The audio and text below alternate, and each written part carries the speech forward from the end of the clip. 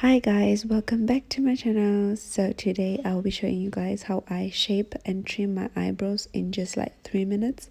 So what you need is like Vaseline, some new razor blades, and an eyebrow brush. So yeah, you're just gonna start by brushing your eyebrows, applying your Vaseline just to avoid some irritation with the razor blade, and start shaping.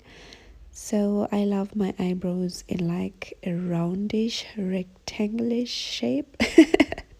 Yeah, and yeah, this is how I achieve them. So if you like this video, please go ahead and subscribe to my channel. Don't forget to ring the bell for some notifications whenever I post something. Thank you guys. See you in my next video. Mwah.